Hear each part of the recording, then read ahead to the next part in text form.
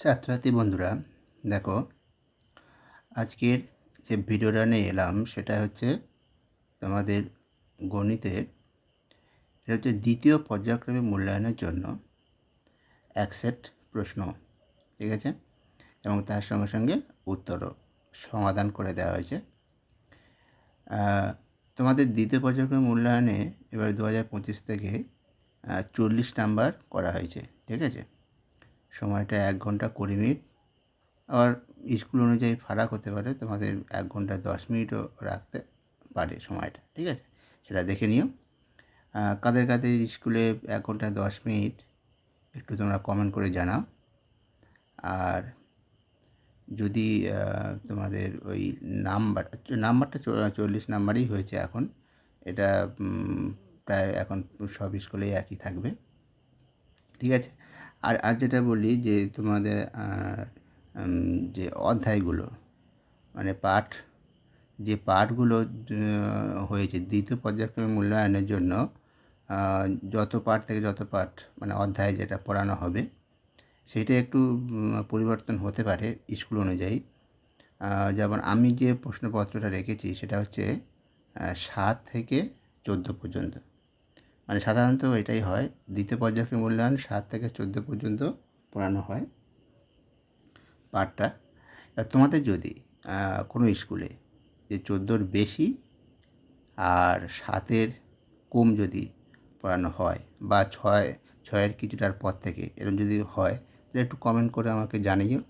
তাহলে আমি প্রশ্নগুলো যদি 14-এর বেশি হয় তাহলে সেই চ্যাপ্টারটাও রেখে প্রশ্ন তৈরি করে দেবো, ঠিক আছে।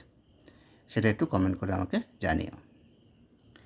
আচ্ছা, তাহলে চলো দেখে না যাক আজকের আমরা কী কী প্রশ্ন রেখেছি।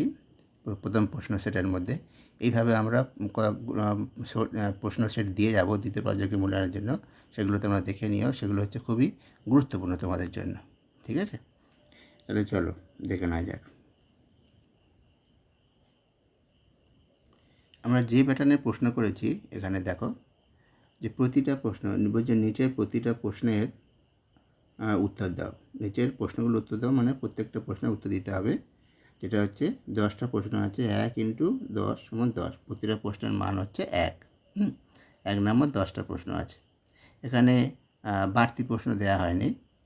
সাধারণত তোমাদের পরীক্ষাতে কিন্তু বাড়তি প্রশ্ন থাকবে, 10টার মধ্যে একটা 10টা 11টা থাকবে, 10টা করতে হবে, বা 12টা থাকবে, 10টা করতে হবে, এরকম তোমাদের থাকবে, ঠিক আছে। চলো দেখে নেওয়া যাক। এবার এই যে প্যাটার্নটা একটু তোমাদের হয়তো স্কুল অনুযায়ী চেঞ্জ হতে পারে, 10টা শর্ট প্রশ্ন না থেকে আরও কম থাকতে পারে বা কিছুটা বেশিও থাকতে পারে। এখানে আমরা 10টা শর্ট প্রশ্ন রেখেছি, দেখো। আর রেখেছি কি 2 নম্বরের প্রশ্ন। 2 নম্বরের প্রশ্ন হচ্ছে 6টা, আর 3 নম্বরের প্রশ্ন আসছে 6টা, ঠিক আছে। এই প্যাটার্নের প্রশ্ন করা হয়েছে। চলো তাহলে দেখে নেওয়া যাক।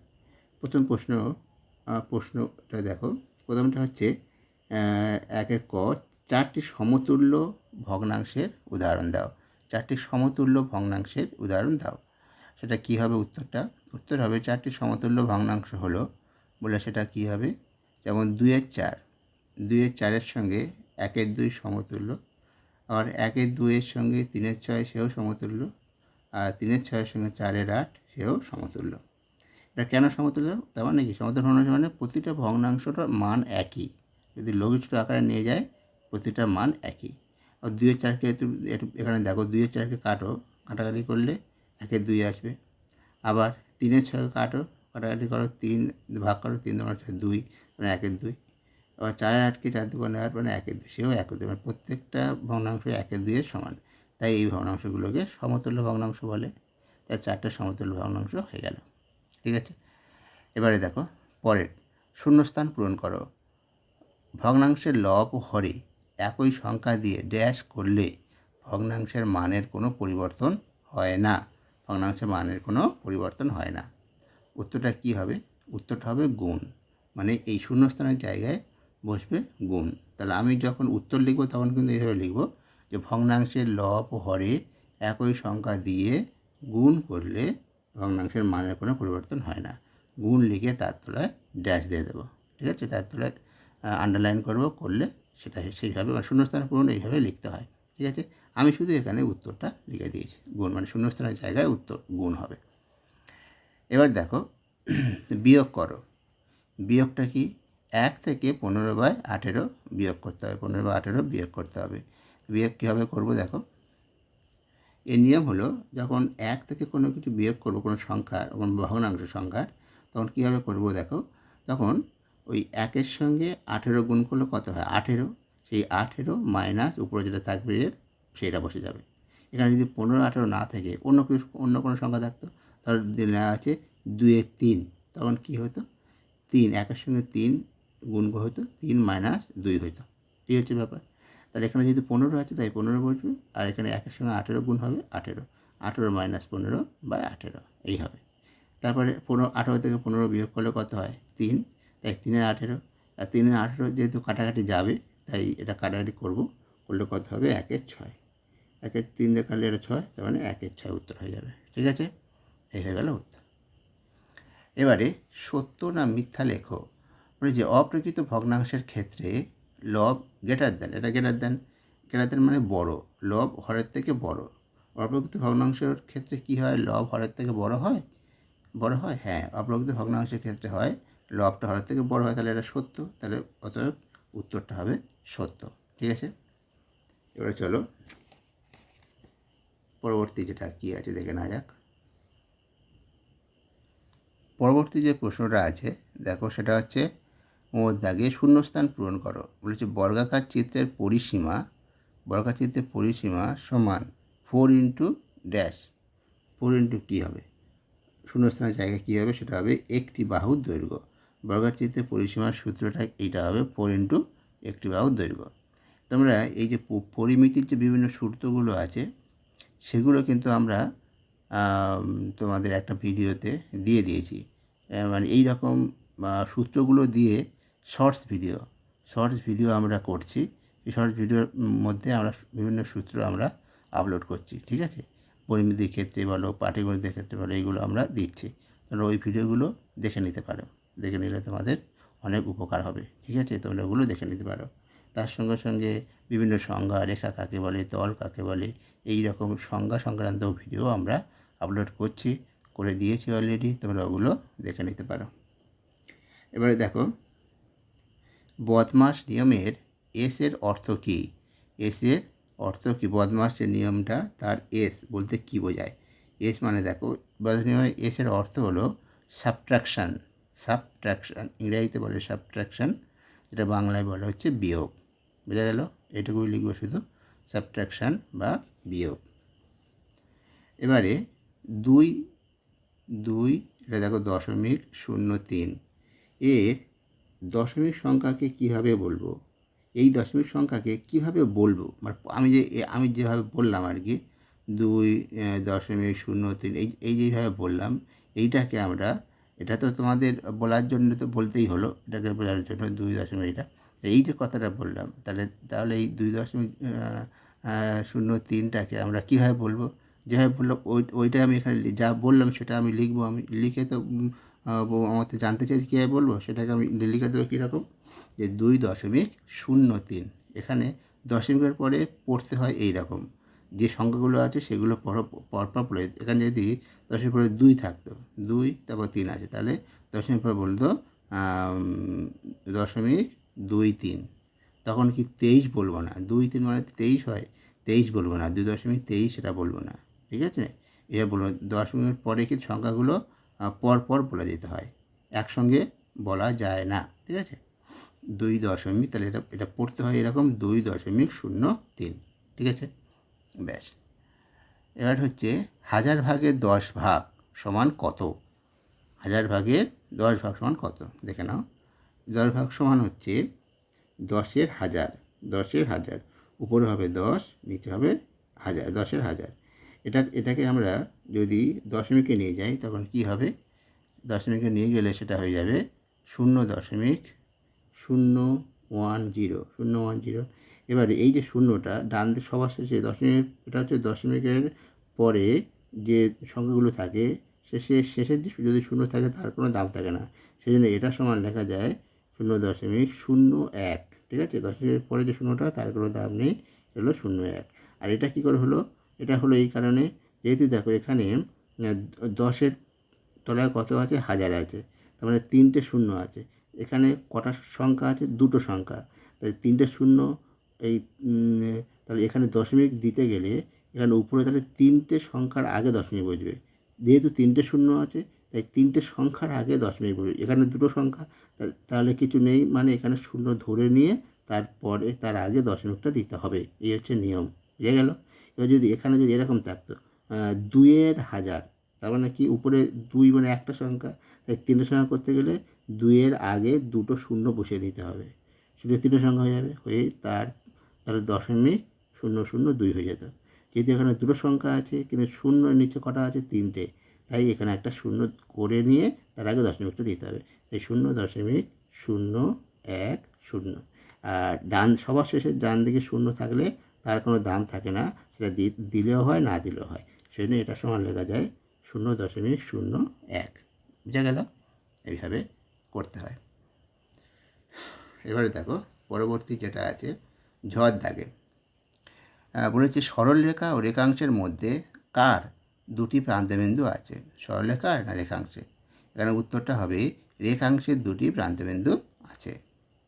আর একটি নির্দিষ্ট বিন্দু দিয়ে কতগুলো সরলরেখা আঁকা যায় নির্দিষ্ট বিন্দু দিয়ে? এখানে উত্তরটা হবে অসংখ্য। তাহলে বলবো একটা নির্দিষ্ট বিন্দু দিয়ে অসংখ্য সরলরেখা আঁকা যায়, এভাবে লিখতে হবে। ঠিক আছে?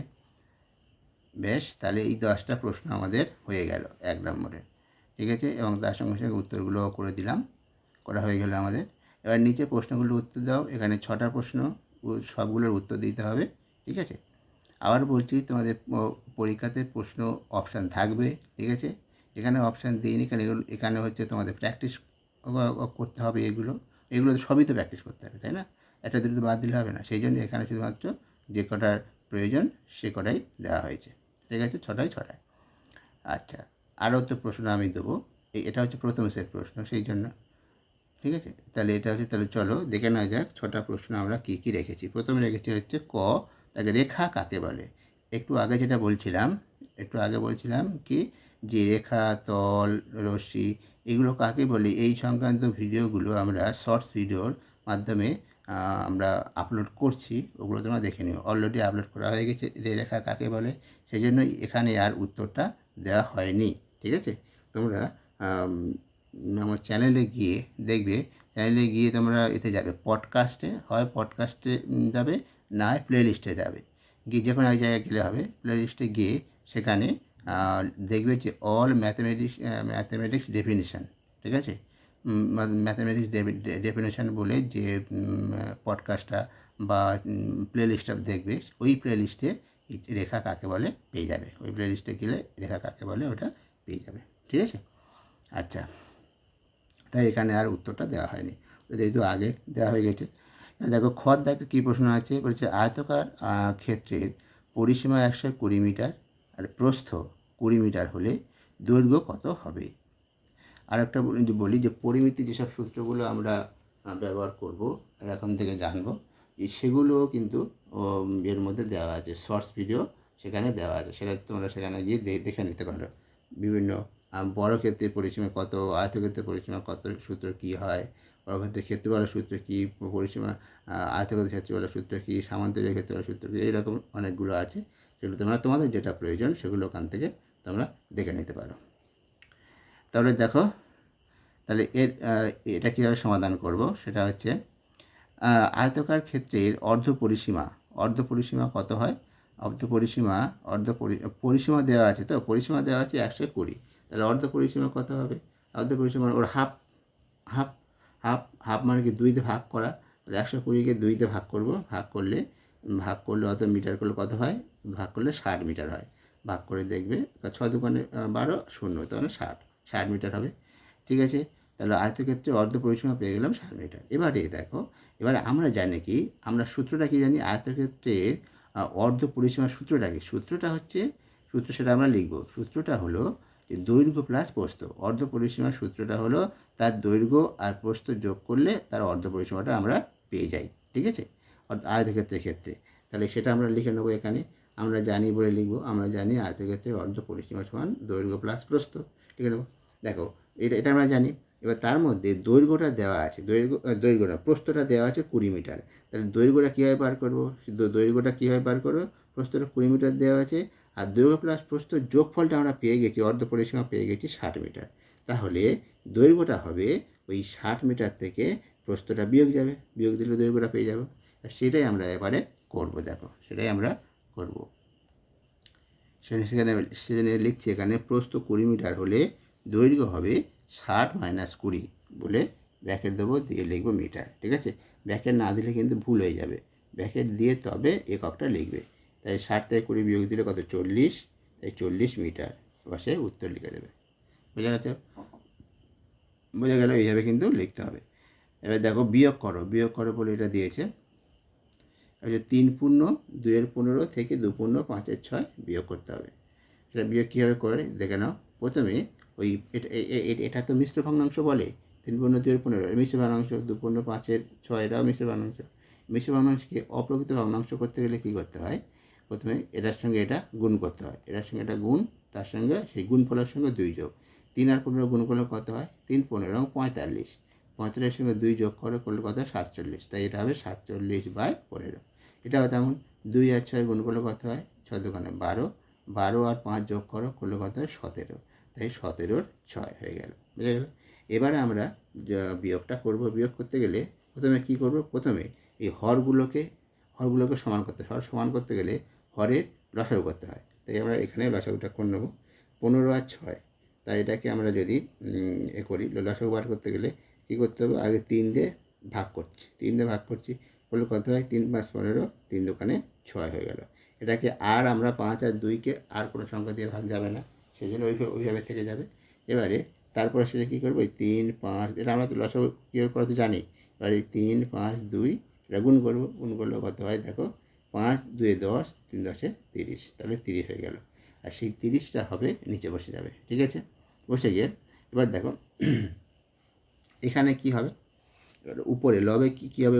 এটা হলো দেখো, এবার এই 15 বাদ দিয়ে এখানে দেখো এই 3 আর 5 গুণ করে 15 বাদ দিয়ে কী পড়ে আছে? 2।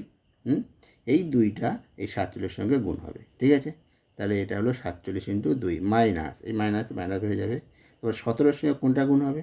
17 সঙ্গে দেখো এই 6 আছে, যেটা এই 6, 3 আর 2 গুণ করে 6, 6 বাদে যেটা পড়ে আছে 5, এই 5টা গুণ হবে। তার মানে এর অর্থ কী? অর্থ হলো 30কে 6 দিয়ে ভাগ করলে কত? 5 হয়। সেই 5-5-এর সঙ্গে এই উপরের লবটা গুণ হবে। আর এক্ষেত্রে তাই হয়েছিল, 30কে 15 দিয়ে ভাগ করলে কত হয়? 2, সেই 2-এর সঙ্গে 47 গুণ হয়ে এখানে বসেছিল। তাই 47 × 2 মাইনাস এখানে 17 × 5। তাহলে কীভাবে হলো? বোঝা গেল? এইভাবে কিন্তু সব অঙ্কগুলো করতে হবে কিন্তু। ঠিক আছে, তাহলে এবার এই দুটো গুণ করে নিলে যা হয় কত? 94, আর 17 আর 5 গুণ করলে 85। তাহলে 94 থেকে 85 বিয়োগ করলে কত হয়? 9, আর নিচে যা আছে তাই, তার 9 আর 30। এবার কাটাকাটি করলে যদি কাটাকাটি যায় মানে লঘিষ্ঠ আকারে পরিণত করে নিতে হবে। ঠিক আছে, তাই 3 দিয়ে 9, এটা 3 দিয়ে সব কাটাকাটির নিয়ম কি? নিয়ম হচ্ছে একই সংখ্যা দিয়ে ভাগ করতে হয়। কাটাকাটি মানে ভাগ করা। 9কে 3 দিয়ে ভাগ, আর 30কেও 3 দিয়ে ভাগ করে 3 10 30, এটা 3 3 9, তখন হয়ে গেল 3 10। আর দেখো কাটাকাটি যাবে না, তাই এখানেই শেষ। তাহলে এই পর্যন্ত, এই হয়ে গেল উত্তর, বিয়োগ ফলটা। বুঝে গেল? ব্যাস, এবার চলো যে সরল করো বলে যে অঙ্কটা দিয়েছে, 2 এর 3 মাইনাস 3 এর 4 প্লাস 1 এর 5, এটাকে আমরা কীভাবে করব সরল? একই নিয়মে এই যে হরগুলো আমি লসাগু বার করব। 3 আর 4-এর লসাগু কত হয়? 12। আবার 12 আর 5-এর লসাগু, 12 আর 5-এর লসাগু, দেখো এখানে কোনো ইয়ে নেই, কোনো কাটাকাটি যাবে না 12 আর 5-এর মধ্যে। তাই 3 4 5-এর এদের লসাগুটা হয়ে যাবে ওদের গুণফলটা। ঠিক আছে, গুণফলটা হয়ে যাবে ওদের লসাগু। তাহলে এদের গুণ করলে কত হয়? 3 4 5, 4 5 আর 20, 20 3 গুণ 60, 3 গুণ 60। ঠিক আছে, না তার আগে কী করতে হয়? 3 4 5 তিনটে নয়, এখানে একটা যেটা বললাম একসঙ্গে 3টে করবো না। এখানে নিয়ম হলো প্রথমে, এই দেখে না, এটা আগে বলা হয়নি। আচ্ছা, প্রথম নিয়ম হলো এখানে মাইনাস আছে, তাই না? এখানে মাইনাস, এখানে প্লাস আছে। সেই জন্য কী করব? প্রথম কাজ হবে প্লাসগুলো, এখানে কিছু নেই মানে এই 2 এর 3-এর আগে কিছু নেই মানে প্লাস আছে, সেই নেই, যেগুলো যোগ আছে সেইগুলোকে একদিকে নেব। ঠিক আছে, আর বিয়োগটাকে তার একদিকে নিয়ে নেবো। তার প্রথমে যোগগুলোকে একদিকে নিয়ে নিলাম, নিয়ে এই দুটো ভগ্নাংশকে আগে যোগ করে নেবো। সেটা করব কীভাবে? সেটা করবো এইভাবে। দুটো ভগ্নাংশ যোগ কীভাবে করে? আগে হরগুলোকে সমান করতে হয়। হরগুলো সমান করার মানে হচ্ছে হরগুলো লসাগু, 3 আর 5-এর লসাগু হলো 15, তাই নিচে 15 হয়েছে। তাহলে এই 15কে 3 দিয়ে ভাগ করে কত হয়? 3 5 পাই, 5 5 এই 2-এর সঙ্গে গুণ হবে, তাহলে 5 দোকানে 10 প্লাস 5, 15কে 5 দিয়ে ভাগ করে কত হয়? 3 হয়, 3 1-এর সঙ্গে গুণ হয় 3 হয়ে যাবে। এইভাবে করতে হয় যোগ, ভগ্নাংশ যোগ এইভাবে করে। তাই 10 + 3/15 হয়ে গেল, -3 যেমন আছে তেমন বসে থাকবে। ঠিক আছে, তারপরে কি? তারপরে লাইনে যেটা হবে সেটা হচ্ছে 13, 10 আর 3 13, 15 -3 4। এবারে 15 আর 4-এর লসাগু, 15 4 লসাগু করলে 60 পেয়ে যাব। ঠিক আছে, 60 হবে। এবার এই 60কে 15 দিয়ে ভাগ করো, 4 15 60, 4 হয় 4, তাহলে 4 15 60, সেই 4টা 13-এর সঙ্গে গুণ হয়, সে গুণ একই নেই, যাকে এখানে যে নিয়ম করলো এখানে সেই নিয়ম এবার হবে। তাহলে 3 4 13 52 বিয়োগ, এবার এই 4কে 60কে 4 দিয়ে ভাগ করো, কত 15 হয়, কারণ 4 আর 15 গুণ করে তো এটা হয়েছে, তাহলে এটা 15 আসবে। তাই 15-এর সঙ্গে 3 গুণ হবে, 3 15 45। এবার এই 52 আর 45 বিয়োগ করলে কত হয়? 7, তাই 7-এর 60 হয়ে গেল। এখানে কাটারি যাবে না, তো এখানেই থেকে যাবে, তাহলে এটা হলো উত্তর। বুঝে গেল? এইভাবে কিন্তু ভগ্নাংশের যোগ বিয়োগ করতে হয়। গুরুত্বপূর্ণ এখানে এই অঙ্কটার এইটাই হচ্ছে গুরুত্ব, সেটা হচ্ছে কি, এখানে মাইনাস ছিল, এখানে প্লাস ছিল, এখানে প্লাস, সেখানে প্লাসগুলোকে একদিকে করে নিলাম আগে, করে তারপরে মাইনাস। ঠিক আছে, এইভাবে কিন্তু করতে হবে, মনে রেখো। এবারে দেখো, লঘিষ্ঠ আকারে প্রকাশ করো বলেছে। 248/264কে লঘিষ্ঠ আকারে প্রকাশ করতে বলেছে। এর প্রকাশ করার নিয়মটা হচ্ছে, দেখো আমরা দুভাবে এটা করতে পারি, তোমাদের এখানে একভাবে বলে দিচ্ছি। ঠিক আছে, একটা নিয়ম বলে দিচ্ছি, আর তোমরা অন্য নিয়মটাও ফলো করতে পারো। দেখো, এখানে আমরা প্রথমে কী করব, যে সংখ্যা দুটো থাকবে লব হরে, সেই সংখ্যার কী করব? গসাগু বার করব। গসাগু যেভাবে বার করতে হয় সেই আমরা এখানে বার করছি। দেখো, গসাগু প্রথমে কি, গসাগু মানে দেখব এমন কোনো সংখ্যা দিয়ে এই দুটো বিভাজ্য কিনা, ঠিক আছে, ভাগ করা যায় কিনা। প্রথমে 2 দিয়ে দেখবো, করলে দেখো ভাগ করা যাচ্ছে। 2 হচ্ছে 2 1 2, 2 দোকানে 4, 4 দোকানে 8, এখানে 2 1 2, 3 দোকানে 6, 2 দোকানে 4, ভাগ গেল।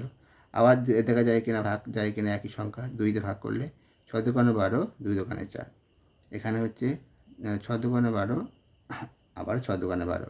ঠিক আছে, 12 13 থেকে 12 বিয়োগ দিলে কত? 1 আর 2 বার 12, আবার 6 দোকানে 12 হয়ে গেল।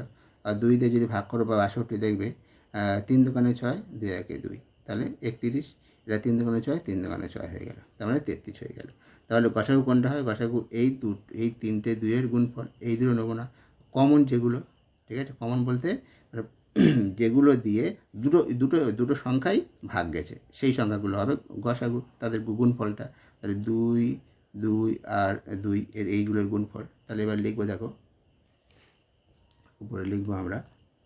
দেখো এবারে গসাগুটা কত হবে? তাহলে 248 আর 264-এর গসাগু হবে ওই 2 × 2 × 2, মানে 2 দোকানে 4, 4 দোকানে 8। ঠিক আছে, 8 হলো গসাগু। সেই গসাগু দিয়েই আমি ভাগ করব।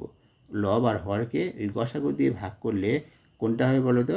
ওই শেষে যেটা পড়েছিল, দেখো 31 পড়েছিল, ওই ভাগ করে এসে 48-এর ক্ষেত্রে 31 আর 264-এর ক্ষেত্রে 33, তাই সেটাই হয়ে যাবে। আর এখানে আর নতুন করে তোমরা যদি এই ভাগ লিখেছি মানে নতুন করে এখানে ভাগ করবে বসে বসে, তা কিন্তু নয়। ওখানে দেখবে শেষে এই দুটো সংখ্যাই পড়েছিল, এটা 31 আর 33, সেই দুটো সংখ্যাই হবে লবে। এটার লবে যা ছিল সেটাই হবে 31, আর লবে যেহেতু 248 ছিল, প্রথমটা 248, দুইটা 264, সেই জন্য উপরে 31, নিচে 33 হয়ে যাবে। বুঝে গেল? এইভাবে করতে পারো। আরেকটা নিয়ম আছে, সেটা হলো ওই 2 2 করে আমি ওখানে গসাগু বার করার সময় যে 2 2 করে ভাগ করেছিলাম, সেই ভাগটা এখানে করে নিতে পারো একেবারে। এখানে প্রথমে 2 দিয়ে ভাগ করে এটা, আর এখানে 2 দিয়ে ভাগ করে এইভাবে করে যেতে পারো। ঠিক আছে, তাহলে এখানে একটা নিয়ম প্রথমে বললাম, আর একটা নিয়ম হচ্ছে ওইভাবেও করা যায়। আচ্ছা, আরেকটা নিয়ম তোমাদের এখানে একটু দেখিয়ে দিই। দেখো, আরেকটা নিয়ম এখানে একটু দেখে নাও। এখানে 248 ছিল, তো 248/264, এটা ওই ভাগগুলো যেটা আমরা গসাগু করার সময় বার করেছিলাম, সেটা এখানেই করবো।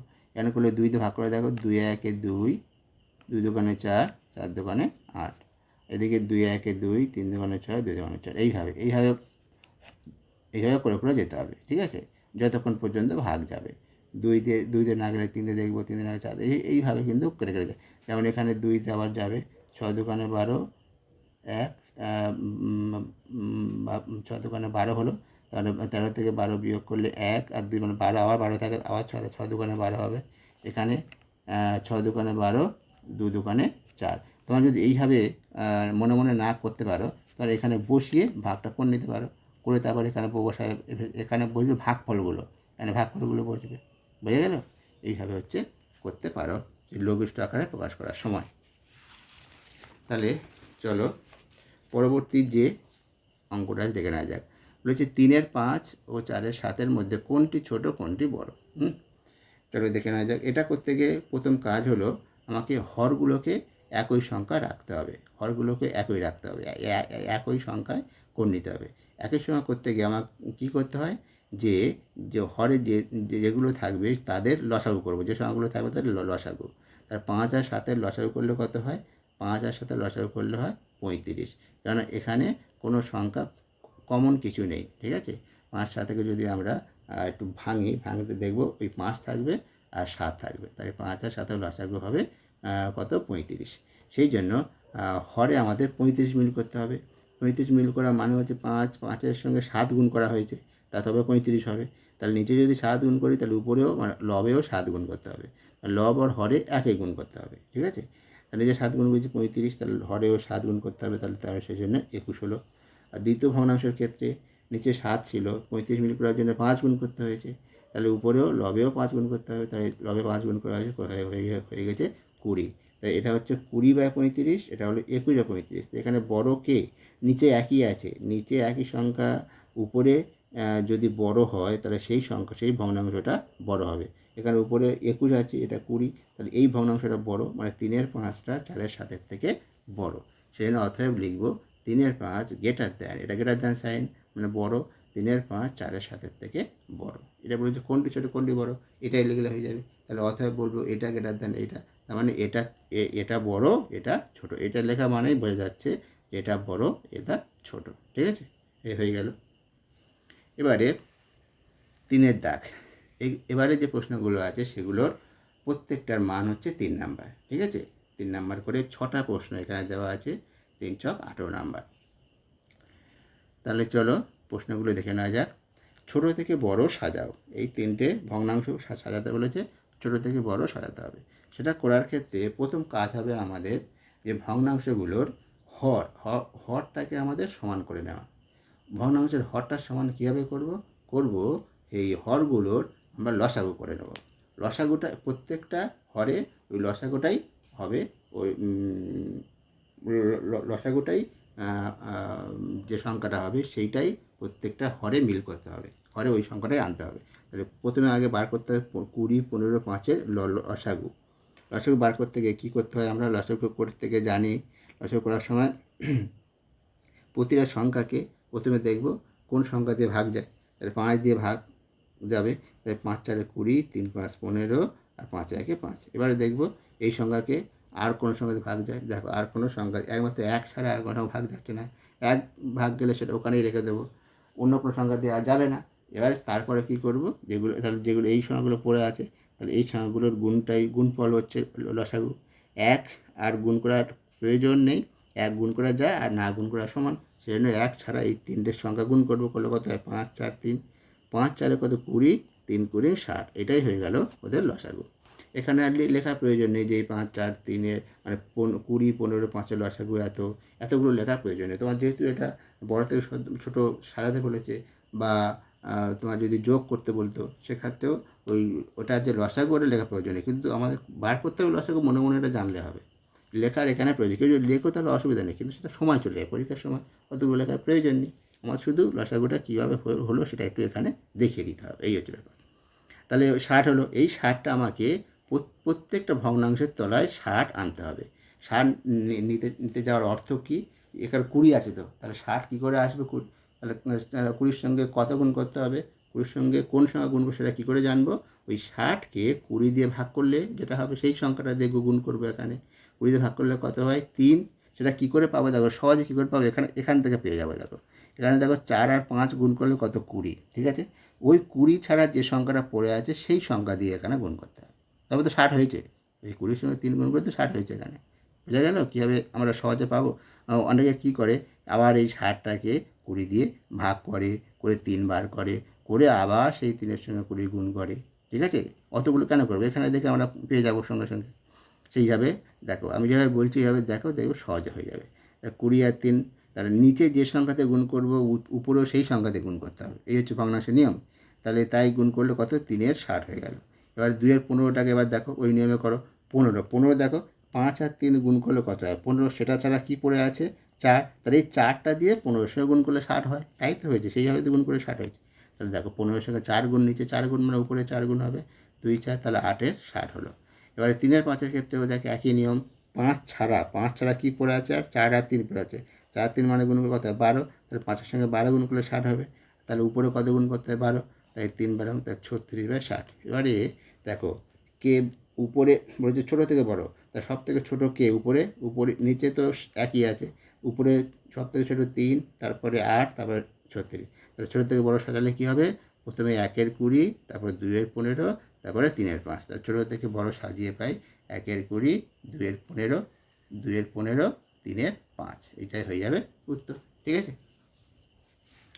এবার চলো এখানে দেখো, এখানে যে উত্তরটা পেলাম ওইভাবেই কিন্তু প্রশ্নতে সাজানো আছে, ঠিক আছে। তার মানে এই নয় যে তুমি ওইভাবে আছে মানে শুধু ওইভাবেই এগুলো না করে শুধু ওইটাই লিখে দেবো, দিলে কিন্তু 3 পাবে না, ঠিক আছে, মনে রাখো। আচ্ছা, এবার দেখো পরের প্রশ্নটা যেটা আছে, বলেছে মিহির বাড়ি থেকে স্টেশনে যাওয়ার 7-এর 8 অংশ বাসে ও 1-এর 12 অংশ সাইকেলে গেল। আর মিহির বাকি অংশ পথ হেঁটে গেল। তাহলে মিহির মোট কত অংশ বাসে ও সাইকেলে গেল, মানে বাসে ও সাইকেলে মিলে মোট কত অংশ গেল, আর কত অংশ সে হেঁটে গেল, ঠিক আছে। এটাই আমাদের অঙ্ক, সেটা আমাদের বার করতে হবে। চলো দেখো এখানে মিহির মোট বাসে ও সাইকেলে গেল কত হবে, 7-এর 8 আর 1-এর 12 অংশ গেছে। বাসে গেছে 7-এর 8 আর সাইকেলে গেছে 1-এর 12, তাহলে কী হবে, ওই দুটো যোগ হয়ে যাবে, দুটো ভগ্নাংশে। তাহলে যোগ করে লিখবো কত অংশ, ঠিক আছে, ব্র্যাকেট দিয়ে লিখবো অংশ, এইভাবে কিন্তু লিখতে হবে। তো এবারে 7-এর 8 আর 1-এর 12 যোগ করতে হবে। যোগ করার নিয়ম কি, ভগ্নাংশের যোগের নিয়ম হচ্ছে কি, যে আগে তলাটাকে সমান করে নেওয়া, তাই তো, মানে প্রতিটা হরে একই সংখ্যা নিয়ে আসা। একই সংখ্যা আনার নিয়ম হচ্ছে কি, সেই হরগুলো লসাগু করা, লসাগুটাই হবে ওই একই সংখ্যা, ঠিক আছে। তাহলে লসাগুটা বার করো, 8 আর 12 একই নিয়মে, আগে যেমন আমরা বললাম বার করতে হয়, একই নিয়মে আমরা প্রথমে কি ভাগ করব, 2তে ভাগ করছি, তাহলে 4, এটা হবে 6, আবার 2তে ভাগ যাবে, 2 দুগুণে 4, 3 দুগুণে 6, এই হয়ে গেল। আর ভাগ যাবে না 1 ছাড়া। তাহলে এবার এইগুলো সংখ্যার গুণফল হলো, ওটা হলো লসাগু। তাহলে 2 2 2 আর 3-এর গুণফল গুণ করলে কত 24। এই 24টা নিচে বসবে, হরে বসবে 24। এবার এখানে কী হবে দেখো, এই 24কে 8 দিয়ে ভাগ করলে কত, 3, 3 আসতে 24, তাই তো 3, তা সেই 3টা 27 সঙ্গে গুণ হবে 21, প্লাস আবার 24কে 12 দিয়ে ভাগ করলে কত হয় 2, সেই 2টা 1-এর সঙ্গে গুণ হবে, তাহলে 2 হয়ে যাবে, ঠিক আছে। তাহলে 21 + 2/24 হয়ে গেল। এবারে কী হবে, তাহলে 21 + 2 মানে 23, 23-এর 24, এইটা হয়ে গেল মোট এত অংশ সে গিয়েছে বাসেও সাইকেলে। এবার বাকি আছে কত, বাকি হচ্ছে 1 থেকে বিয়োগ দেবো, তাহলে বাকি পথ হেঁটে গেছে, তাহলে এবং হেঁটে গেল, তাহলে হবে 1 মাইনাস ওই 23/24, ঠিক আছে। 1 থেকে বিয়োগ দেবো, 1 থেকে বিয়োগ কোনো ভগ্নাংশের বিয়োগ করার নিয়ম তো বলে দিয়েছি, কী করতে হয়, ওই 1-এর সঙ্গে এই হরটা গুণ করতে হয়, করলে কত হয় 24, বিয়োগ উপরে যেটা আছে সেইটা বিয়োগ করতে হয়। এখানে যোগ থাকলে যোগ, বিয়োগ থাকলে বিয়োগ হলো। তাহলে এবার এখানে 24 থেকে 23 বিয়োগ করলে কত 1, আর নিচে 24, তাহলে 1-এর 24 হয়ে গেল উত্তর, বোঝা গেল। আচ্ছা, এবার দেখো পরবর্তী অঙ্কটা কী আছে, বলেছে সরল করো, এটাকে প্রতিটি ভগ্নাংশ সরল করতে হবে। দেখে নাও সরল করার নিয়মটা, দেখে নাও সরল করার নিয়মটা হচ্ছে, প্রথম ব্র্যাকেটের মধ্যে আছে, প্রথম ব্র্যাকেটের কাজটা আগে করে নেবো। তাই দুটো ভগ্নাংশের যোগ, এই ভগ্নাংশের যোগের নিয়ম তো বলে দিয়েছি, যোগ বিয়োগের নিয়ম, সেই নিয়মে আমরা করেছি। দেখো 2 আর 9 লসাগু 18 হয়েছে, 18কে 2 দিয়ে ভাগ করলে কত হয় 9, 9 1-এর সঙ্গে যোগ করলে 9, প্লাস 18কে 9 দিয়ে ভাগ করলে 2, সেই 2 2 এসে গুণ করলে কত হয় 4, তাই গুণ হয়েছে, তাই 9 আর 4 হয়ে গেছে। এটা যেমন আছে তেমন থেকে গেছে। নিচে তাহলে কত হবে দেখো, 9 4 যোগ করলে 13 আর 18। এবার দেখো এখানে এপারে কিছু নেই, মানে এটা হলো যোগ আর এর আগে যোগ আছে, তাই যোগগুলোকে একদিকে নিয়ে যাবে। এটা নিয়ম বলে দিয়েছে আগে একটা অঙ্ক করার সময়, তা সেই নিয়মে এটা যোগগুলোকে একদিকে রাখলাম। এবার দেখো এখানে কিন্তু এই দুটো ভগ্নাংশের ক্ষেত্রে তলায় 18 আছে, তাহলে একই সংখ্যা থাকলে তাহলে আর কোনো চিন্তা নেই। এবার দেখো যোগ করা সহজ। যোগ করব কি, এবার ওই 13 আর 5 যোগ করব, আর নিচে 18 থাকবে। নিচে 13 আর 5 উপরের ভগ্নাংশগুলো, উপরের যে লবগুলো যোগ করে নিচে হরটা বসবে। যে হর একই সংখ্যা যখন থাকে এরকমভাবে করে নিতে হয় সরাসরি, আর আমাদের কিছু করতে হয় না বেশি কিছু। তাহলে সেই জন্য ওই 13 5 যোগ নিচে 18 হয়ে গেল, তাই করলাম। এবারে পরবর্তীতে 13 আর 5 কত, 18, 18 18 বিয়োগ 4 এর 15, আর 18 একই সংখ্যা মানে কি, ওটা কেটে গিয়ে 1 হয়, তাই 1 বিয়োগ 4 এর 15। এবারে 1 থেকে বিয়োগ করার নিয়ম তো বলে দিয়েছি, সেই নিয়মে এখানে আমরা বসিয়ে নিয়েছি। তাহলে 1 আর 15 গুণ করলে 15 বিয়োগ 4 বাই 15, তার মানে সেখান থেকে কী এসেছিলো, 15 থেকে 4 বিয়োগ করে কত 11, 11 আর 15 আমাদের শেষ পর্যন্ত উত্তর হয়ে গেল। ঠিক আছে, এটাই হয়ে যাবে শেষ পর্যন্ত উত্তরটা। শেষে কিন্তু উত্তর বলে এরকম লিখে দেবো আমরা। ঠিক আছে, এবার যে পরবর্তী দেখো যোগ করো বলে দেওয়া আছে। এটা 2 পূর্ণ 1 এর 5, 1 পূর্ণ 4 এর 15 আর 1 পূর্ণ 1 এর 20। এবার এই সেই যোগের ভগ্নাংশ, এবারে এগুলো সব পূর্ণ ইয়েতে আছে, ভগ্নাংশ মানে মিশ্র ভগ্নাংশ আছে প্রত্যেকটা। সেটাকে সেই যোগের নিয়মটা কি দেখে নাও। মিশ্র ভগ্নাংশে পূর্ণ সংখ্যাগুলো যোগ করবো, 2 1 1 এগুলো আগে যোগ করে নেবো, যোগ তারপর এই ভগ্নাংশগুলো যোগ করবো। এইভাবে কিন্তু এর নিয়ম, এইভাবেও করা যায়। আবার এগুলোকে অপ্রকৃত ভগ্নাংশ করে নিয়ে সেই যোগের নিয়মও করা যায়। আমরা এই নিয়মটা এখানে দেখিয়ে দিচ্ছি। দেখো এটা যোগ করলে, আর এই 3টে যোগ করার নিয়ম তো আমরা আগে বলে দিয়েছি, সেই জন্য আর এখানে বলবো না বেশি কিছু। এখানে কীভাবে করেছি শুধু দেখে নাও ঝটপট। তাহলে এটা 4, এটা যোগ করলে 4 প্লাস এত, এটাকে 4 প্লাস এত মানে এটা 4 পূর্ণ 31 60 এই হয়। ঠিক আছে, এটা হচ্ছে নিয়ম। ঠিক আছে, তাহলে এটা হয়ে গেল। আর পরবর্তী যে অঙ্কটা আছে দেখো, বলেছি একটি বর্গাকার মাঠের দৈর্ঘ্য 40 মিটার ও প্রতি বর্গমিটার 6 টাকা হিসাবে তাতে ঘাস লাগাতে কত খরচ হবে। দেখো কীভাবে করতে হবে। বর্গাকার মাঠের এখানে কি আছে, বর্গমিটার দেওয়ার অর্থ হলো বর্গাকার মাঠের ক্ষেত্রফলের, মানে প্রতি বর্গমিটারের জন্য 6 টাকা খরচ হয়েছে, কারণ প্রতি ক্ষেত্রফলের জন্য। ঠিক আছে, তাই সেই জন্য আমাকে বর্গাকার মাঠের ক্ষেত্রফল বার করতে হবে। আর ক্ষেত্রফলের সূত্রটা কি, বর্গক্ষেত্রের ক্ষেত্রফলের সূত্রটা আমরা জানি যে তার বাহু ইন্টু বাহু করলে ক্ষেত্রফল পাবো। সেই জন্য বাহুর দৈর্ঘ্য দেওয়া 40, তাই ক্ষেত্রফলটা কত, মাঠটির ক্ষেত্রফল মানে বর্গাকার মাঠের ক্ষেত্রফল হলো 40 × 40 এত বর্গমিটার, মানে হলো 1600। 4 4 গুণ করলে কত, 16 আর 2 0, 1600 বর্গমিটার হলো। এবার প্রতি বর্গমিটারে খরচ কত, 6 টাকা। তাহলে 1600 বর্গমিটারের জন্য ওই 6 × 1600 হয়ে যাবে, গুণ হয়ে যাবে, গুণ করলে 9600 টাকা। এই হয়ে গেল উত্তর। এবার দেখো সরল করো দেওয়া আছে, যেটা সেটা আছে সরল করো। সরলটা কীভাবে করতে হয় দেখো, প্রথমে হচ্ছে প্রথম বন্ধনীর কাজ। প্রথম বন্ধনী 70কে 14 করলে কত হয়, 5 ভাগ করলে 5 হয়। তারপরে কাজ কি, প্লাস আর মাইনাসের মধ্যে প্রথমে যোগের কাজ, তাই যোগটা করব। 90 আর 5 যোগ করলে কত হয়, 95। তাই দেখো হয়েছে 95 মাইনাস 64, -64। এটা তারপরে কি দ্বিতীয় বন্ধনীর কাজটা আগে, এই দ্বিতীয় বন্ধনীর কাজটা করে নেবো, সেটা হচ্ছে কত, বিয়োগ করলে এটাই পেয়ে গেলাম। এবারে দেখো এগুলোর মধ্যে গুণের কাজটা আগে, সেই জন্য এই গুণের কাজটা এখানে আগে, ওটা না করে আমরা এই বন্ধনীর আগে প্রথমে তুলে দিলাম। বন্ধনী তুলে দিয়ে কি করতে হয়, এখানে যে চিহ্নটা আছে সেই চিহ্নটার সঙ্গে এই চিহ্নের কীরকম নিয়মটা দেখো, এখানে মাইনাস আছে তাই এটা মাইনাস হয়ে গেল, এখানে মাইনাস আছে তাই মাইনাসে গুণ করলে কত হয়, প্লাস হয়। ঠিক আছে, সেই জন্য এইভাবে এইটুকু একটু পরিবর্তন করতে হবে, এটা প্লাস হয়ে গেল। এবারে আমি এখানে এই গুণটা আগে করলাম, গুণ করলে কত, 434 হয়ে যায়। আর তারপরে দেখো এখানে যোগ আছে, এখানে বিয়োগ, সেই জন্য এই যোগ এরকম থাকলে আমরা কী করেছি, ভগ্নাংশের ক্ষেত্রে করেছি সেই একই নিয়ম। যোগগুলোকে আগে একদিকে করে নিয়ে যোগ করে তারপরে বিয়োগটা করব। এই যোগগুলোকে একদিকে নিয়ে গেলাম, নিয়ে গিয়ে যোগ করলাম, করে তারপরে সেই যোগফল থেকে 34টা বিয়োগ দিলে কত হলো, এইটাই হয়ে গেল উত্তর। বুঝে গেল, এই হয়ে গেল উত্তর। তাহলে আজকের এই পর্যন্ত। ঠিক আছে, তোমাদের ভিডিওটা ভালো লাগে অবশ্যই লাইক করো, শেয়ার করো বন্ধুদের সঙ্গে, আর যদি সাবস্ক্রাইব না করে থাকো সাবস্ক্রাইবটা করে নিও। তাহলে আজকের এই পর্যন্ত থাকলো ভিডিওটা। ভালো থেকো।